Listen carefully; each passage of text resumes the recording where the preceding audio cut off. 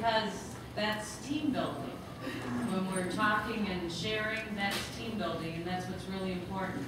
And I see people talking to each other, like from Brookhaven and wastewater. How often do they get to talk to each other? Yeah, we serve them. Yes. Thank you, Mark. Thank you all for coming this afternoon for lunch, and thank you to all the county employees who participated in the sessions prior to this lunch. This is our budget kickoff. We've done it many different ways each year, and you know, that's kind of one of my MOs, is I keep changing things, but usually it's for the best. My hope is that it's always for the best, but today I'm going to give a brief presentation on some of it will be redundant for the people who were in the sessions, and some of it will be very new for some of the new commissioners. And then following my presentation, John Amrine, who was the facilitator of the earlier sessions, will just kind of give an overview of the process and some of his observations. Today is the budget kickoff.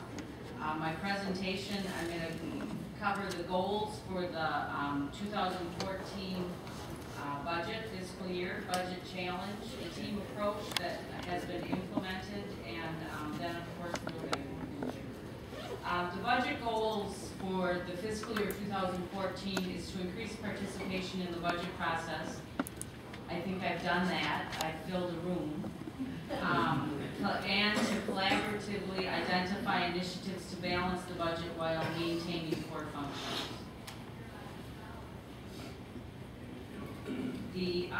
The challenge is something I want to talk just a little bit about. This is my 5th budget as your county administrator, and so I only go back 5 years, and so all you go back more than 5 years, and so you can tell me about a whole bunch of budgets before that, but I'm only going to talk about the last 5. And what this shows, this trend shows, is in 2010 our budget challenge was 3.8 million. The next 2 years it was 2.8 million, and last year it was 1.8, and this year we're facing a $1 million budget challenge. The initiatives that have been implemented over the past years, this is an indication of the success of those and the sustainability of those, because we're on a downward decline with the challenge, and that is due to many people in this room and the County Board of Commissioners and their policy adoptions that they do. But this is, you know, our hope is that we'll remain flat and even go back up where there'll be surpluses. But right now, we are showing that initiatives have reduced the base budget, and that they're sustainable. Because if we were making cuts that were not sustainable, we would be we wouldn't be seeing a decline. And so this is good news, but it's still a gap. And how we determine this gap is we take the base budget and we look at the projections for revenue and the projections for expenditures, and right now with the assumptions that we have in there with all our obligations, we show that we do have about a $1 million gap. The revenues that are still not up to where they have been is the personal property tax. We're seeing some other county revenues still not meeting the levels that we've seen in the past and the levels we need to balance the budget. And then there's also, we have cost to continue that all organizations have, and those are like the stepping and the things that happen for our employees. And so that's basically where the $1 million comes from. So how do we approach this, and how do we balance the budget? And that's what I'm probably going to talk more about, and that is, this is the 3rd year of our functional budget teams. The fiscal year 2012 budget, we implemented functional budget teams. And what happened was, that led me to the decision to move forward with this, was there were a number of issues that came up, and one one very clear one was after budgets were adopted, other departments coming to me and saying, you know, this department did this and it impacts me. And no, I didn't know they were going to reduce this, and now I'm in a bind. And so I realized that there wasn't a lot of communication, and we needed that communication. But we also had been following a pattern of across-the-board cuts, which when you do across-the-board cuts, I mean, for a short time it's okay, but if you consistently are doing across-the-board cuts, you're impacting essential services the same rate that you're impacting discretionary services. So the functional budget teams were implemented in 2012, and they were 4 functional budget teams: general government, human services, community services, and public safety. We have 20 plus departments, 20 silos doing budget, not really talking to each other, and I thought if we implemented this model, we would pull together the like function departments. General government is treasurer, county clerk, vital records, administration, purchasing, accounting, a number of other departments. I don't want to leave anyone out, but I'm just off the top of my head thinking of them. And then human services is community mental health, public health, MSU Extension, Department of Human Services, Family Court, Juvenile Transition Center. Community services is wastewater, public works, airport, MATS, community, the Convention and Visitors Bureau, and then public safety is our courts, our prosecutor, sheriff, and those are the groups that make up the team, and they have like functions. And so instead of doing across-the-board cuts, I and the budget staff came up with targets for those teams. And how the targets were determined was in the 2010 strategic planning session. One of the top, the number one priority that came out of that was to identify core functions in county government. And in the core functions exercise, we went to every general fund department and identified every program and then determined mandatory and discretionary status. And that report is online under the administration page on the county web page. And it has information on all those departments. And what that showed us was how many funds we spend in discretionary and mandatory. And so when we determined the target for the departments, we based the discretionary funds were weighted higher than the mandatory funds. So for example, the public safety functional budget team is the most weighted in mandatory functions. They have the most mandatory functions in county government. The community service team has the least and the most discretionary funds. And there was a process, and someone reminded me of this the other day, that I had said this so many times, and it might come back to all of you, but there was this whole mandatory, discretionary, mandatory, discretionary. I could say that over and over, and people would just glaze over, like whatever. But mandatory would be like the court system. It's mandated for the county, and we are told how we run a court system by the state. And so it's a fully mandated function. Mandatory discretionary would be something that we're mandated to do, like public health, but we have some flexibility in how we provide those services. Discretionary mandatory would be like the wastewater system.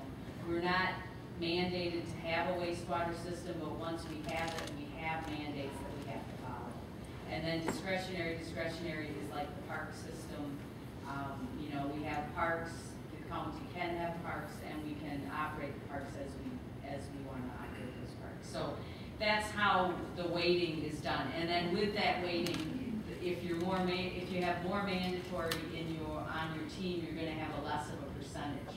The interesting thing is that the public safety team receives the most general funds. So even though the percentage is the lowest, they do always have the highest target because they take up most of the general fund. So does anybody have any questions about that? Any of the new issues? So, but I can share more with you on that. And so, over the past couple years, since I came, I hold quarterly non-bargaining and bargaining meetings with all employees. Employees come and talk to me that are that haven't had an opportunity to talk with the administrator. There's no agenda at those meetings. It's whatever employees want to ask me, any rumors I want to clear up, any information I want to share with them.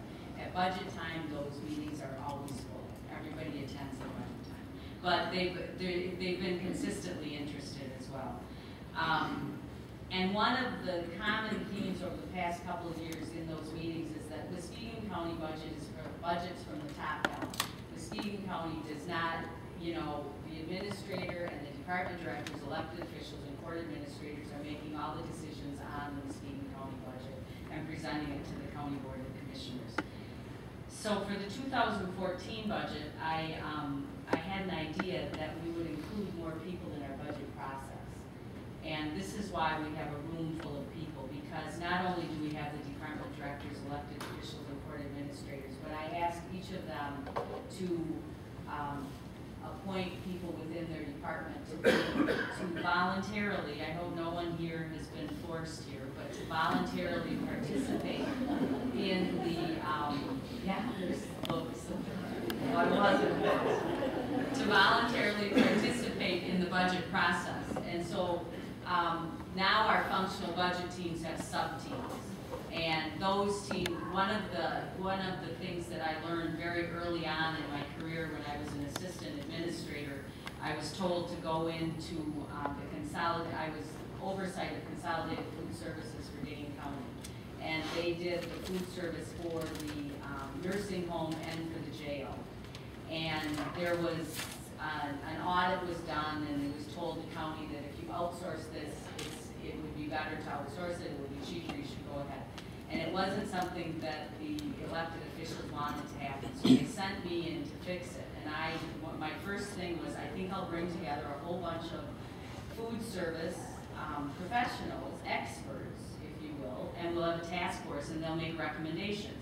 And so I brought together this task force. I had the Madison School District, I had the chef from the University Hospital, I had all these different experts on food service. And when I presented the recommendations to the staff of the Consolidated Food Services, they said to me, we've been saying those things all along. You didn't need to bring all those experts in, we already knew. And that resonated with me, and I've always recognized that. And that is the people that know the most about how county government runs are the people who are doing the jobs, the people in the field, the people at the desks. And we need to listen to them, and we need to bring them into the process. And so that's why I've invited them into this process, and I think it's very important that we do listen. And if they have ideas that we don't agree with, that we tell them why those ideas won't work, but to include them in the process. And that's why for the last few nights I've been worried about how I'm going to fit 80 people in this room, and it was good. I told Lynn at one point, I said, we don't need tables, just get as many chairs as you can. Then I woke up and I'm like, we're going to eat lunch, and we're not going to have tables. So I was here yesterday counting the chairs. So we're all comfortable. But that's the idea behind the sub-teams, is to improve communication vertically. I think with the functional budget teams over the past couple of years since that was implemented, I've seen a huge improvement in communication horizontally. I think we're talking across department lines really well. I think improving communication vertically, I think this is a formal initiative. I think that vertically there is a lot of communication. I think that a lot of department directors, elected officials, and court administrators do that anyhow. But I wanted to formalize it and actually bring some of the individuals into the process. And then I think the advantage of this is it's going to increase awareness of both departmental and county-wide budget challenges throughout the entire organization. And my hope is that interdepartmental collaboration will increase. And I think that's happened a lot since the functional budget team started, and I think we have real opportunity with the other members of this group to help us with that. So in conclusion, and this is before I conclude, I just want to say, as I look around the room, I love county government because I love the variety that's in county government. You can't work anywhere and not have, I don't know of any job where you would have so much variety. I come to work, you know, and I never know what I'm going to be dealing with because there's so much variety. And as I look out, I see us all in our uniforms. I mean, we all have our county uniforms on, and I'm glad that everybody came with their uniform on so that we can see the importance of what they do. And everything that everybody does here for Muskegon County is an important part. And I'm so glad that you all willingly participated in this, because as we go forward, you know, I had a conversation last night with Keith about the functional budget teams, and you know, the belief that we have these functional budget teams because we're in a situation of reduced expenditures and reduced revenues and increased expenditures. And I said, you know, the real value of functional budget teams is when you're in a surplus situation and when you need groups. And he pointed out to me that because he's so young, and I forget that a lot, he is not, in his career, he has not worked in a situation where there are surpluses in government. And I have. I worked through the 90s, the late 80s, and in the 90s we had money and we created programs. And that's going to happen again. And we're still going to need our functional budget teams, because when there's money, people get even more territorial over money than they do over not having it. And so this is a sustainable model that I think is really important. And I'm so pleased that it's been received so well, because I really credit the department directors, the elected officials, and the court administrators who have participated in this, because it truly has been received well and has been successful for us. And so moving forward, we're going to continue that. And then, you know, this is something that I just think is obvious about working together, and that is, you know, when the budget challenges are solved. And budget challenges like I said, doesn't always mean cuts. Budget challenges can be surpluses. You've got to figure out what to do with that, and that we need greater support for tough decisions, and silos begin to subside. Does anybody have any questions about anything that I've just talked about? If not, I'm going to introduce John Amrine, from Michigan State University. He did the facilitation of the teams this past week, and he's going to share some of his observations, and then we'll be done, and you can all go back to work. And I want to thank you all so much for your participation and for coming, and for the people who it's the first time. I really appreciate you all being here. Thank you.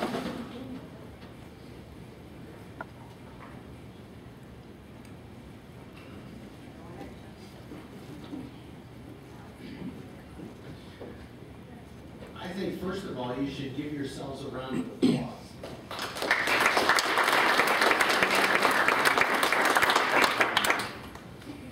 It's, this is what, the fourth year in a row, I think, that I've been to Muskegon County to help out with strategic planning or functional budget teams.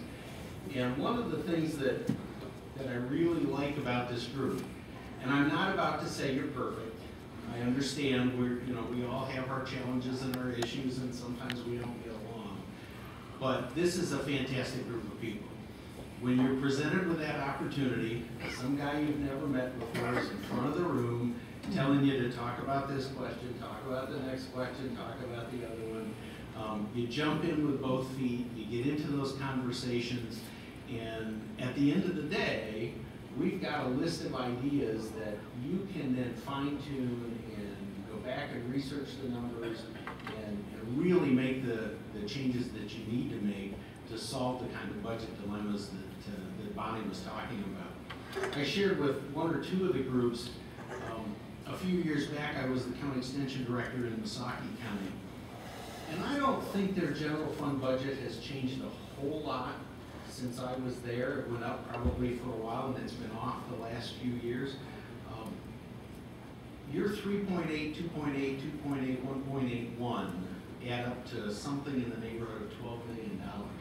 That's twice the annual general fund budget in Muskegon County. So a pretty significant accomplishment that you're still here, you're still providing quality services, you're improving the quality of those services, and you're finding ways to do it on less money. The process, I just want to, mostly for the sake of the commissioners, the rest of you in the room have been through it the last few days. We really dealt with about 4.5 questions in the course of the conversation.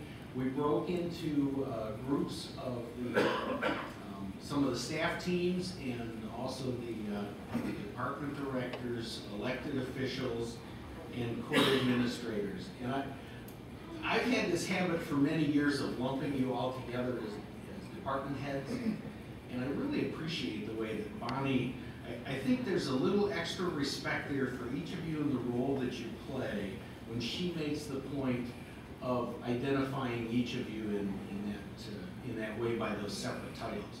And so I've been trying this week to get the hang of that and say it as easily as Bonnie does. I'm getting it. Anyway, the 4.5 questions that we gave to each of those groups to talk about in the smaller group, and then shared some ideas to the rest of the group. I captured a lot of things on either whiteboards or easel paper. I've got pictures of the whiteboards, and I will be putting together a report that will come back to the commissioners that will include all of those ideas that have been identified this week. And I'll touch on those just a little bit in a couple of minutes. The questions we asked were successes over the past few years, particularly out of this budget process. Kind of set a tone to recognize and remember that we actually are accomplishing some things. Next question was to kind of, if you could go back a few years and start from scratch, do this without the history, without the structure that we have in place, how would you do it? Not that we can turn the clock back like that, but sometimes we can take some lessons from that and apply to what we're doing. So we had some good conversation around that question. Then we got into the more detailed, specific ideas, some things that we might be able to do in 2014 to solve this budget issue. The half question with at least a couple of the groups, I asked them to also consider the other functional teams. And are there some things that you can think of with your department, your functional team, together with other departments or other teams, since we're having these conversations specifically within the teams, are there some other cross-team ways that we can work to address the situation? And we had some good ideas come out of those discussions as well. The last point was, this is a new thing with the subgroups. I call them staff groups, staff teams at times this week. How are you going to work together moving forward from here? And we had some different ideas about how that's going to happen, but some real strong interest across the group about continuing to include those folks, not only in budget issues, but I think in some other discussions about issues within the various departments. Bonnie made a good point about we were talking about this a little bit this morning. We probably need to process more in the good times than we do in the tough times. I asked the group after you left this morning how many were involved in county government back in the 90s when we had a little extra money to work with. And there weren't many. It was a fairly small percentage of the group.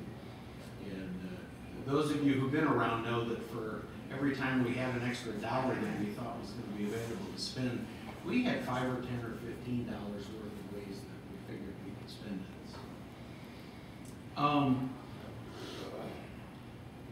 As I've thought about issues impacting county government in recent months, it seems to me that trust, actually all local governments, it seems to me that trust is one of the absolutely largest of those issues. And I really appreciate the way this process, and we've seen it happen, we've heard department directors, elected officials, and court administrators talk about the increased communication, building the trust amongst those teams. And I'm confident that that will continue to happen as well with the staff teams that you put in place. In terms of ideas, lots of them. And I like to think in terms of more value for citizens, whether we measure that by increased service or some way saving cost. And we had an awful lot of good ideas this week that were aimed at providing that greater value, a lot of good specifics. It struck me this week, it always surprises me a little bit, although it shouldn't anymore because I see it on a regular basis, the similarities in the things that are identified by the groups. The staff teams, the leadership teams, when you got done and started comparing the lists, we had a couple of occasions where we'd have one group report and we'd go to the other group and they'd look at the list and go, yep, that's it. They took all of ours. So your folks are thinking alike. You are looking at serving the citizens of Muskegon County. And I heard that expressed a number of times this week about how important that is, that we're really focused on serving the citizens.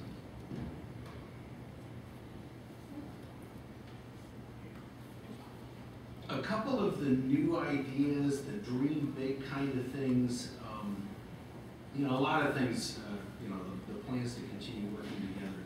But in the new idea realm, one in particular that struck me, based on the realities of life, the realities of our economy, was a more regional approach. And you'll see when you get the details in the report, that showed itself in a number of ways. But really, not just an interest, but I think a need to get out of our, you know, we're getting out of our departmental silos and we're thinking more broadly in county government. A need to go beyond that and get out of that county government silo and think more broadly about working with other counties, working with other municipalities in the county as well. One example you may have heard me share at some point in the past, or if you were at an MTA, MML, or MAC session about 10 or 12 years ago, a fellow named Joe Oren, who is a professor at Eastern Michigan University. And Joe told us about his 10 or 12 mile commute to his office in Ypsilanti, down I-94. And as you can imagine, Joe is somebody like I am, where he's driving down I-94, and in his head, he's kind of ticking off the list of, okay, I just left this school district, I'm into this next one, I just crossed out of Township